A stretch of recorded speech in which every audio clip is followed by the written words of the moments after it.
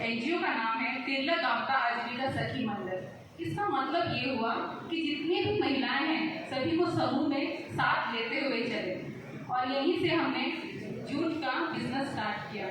ये बिजनेस इस तरह शुरू हुआ कि हमारा जब एनजीओ शुरू हुआ तो शुरू होते साथ हमारे पास कुछ फंडिंग हमने जमा करना शुरू किया, जो 10 रुपये करके हर सप्ताह हम जमा करते थे। पर इसके बाद भी हमारे मन में ये सवाल था कि हम एनजीओ बना लिए, पैसा भी इकट्ठा कर रहे, पर इस पैसे का हम करें क्या। ऐसे बहुत सी दीदी थी जो बस घर की कुछ ज़रूरतमंद चीज़ के लिए ही पैसा एनजीओ से उठाती थी, पर इसके बावजूद भी हमारे पास अभी भी वो सवाल था। तो इस तरह से हमने एक बार एक बैठक की रखी, और उस बैठक पे हमने एक अपने आप से सवाल पूछा कि हम ऐसा क्या बिजनेस करें जो हमें तो ऐसा घर पे हम सपोर्ट भी कर सके और हमारा नाम भी हो जिससे। तो इस तरह से हमने कुछ ऐसे नाम रखे कि हम क्या क्या सोचे, कुछ टॉपिक्स हम लिए अपने में। तो इस तरह से जूट सबसे पहला वो चीज़ आया।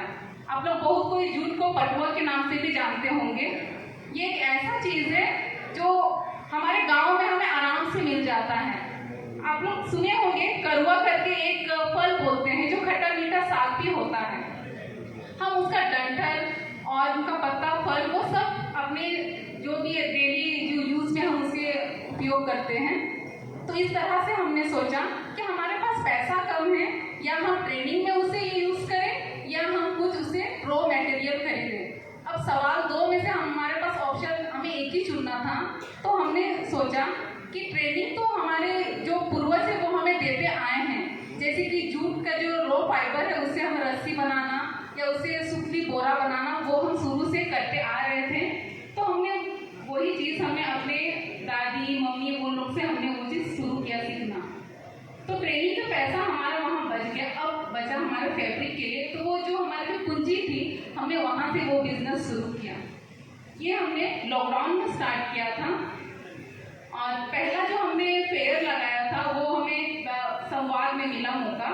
तो संवाद में भी हम बहुत डर के गए थे, क्योंकि हमें ऐसे कुछ महिलाएं थी जो घर से बाहर तो निकली थी, लेकिन ऐसे अनजान लोगों से वो बात कभी नहीं की थी, और ऐसे भी महिलाएं हैं जो कभी नहीं निकली थी।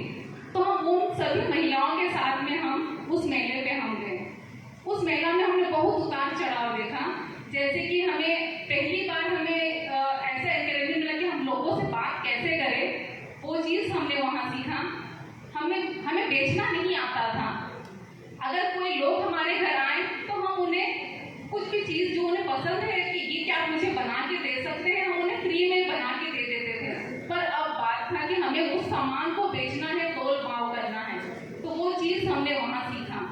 इस तरह से हम 4 साल हो गए, अभी हम एक छोटा सा बिजनेस को हम अभी कंटिन्यू कर रहे हैं, और ऐसे छोटे मोटे और भी ऐसे फेयर है जहाँ हम जाते रहते हैं। और मैं इस प्लेटफॉर्म का बहुत धन्यवाद करूँगी जो उसने मुझे इस मौका दिया अपना स्टोरी शेयर करने के लिए। धन्यवाद।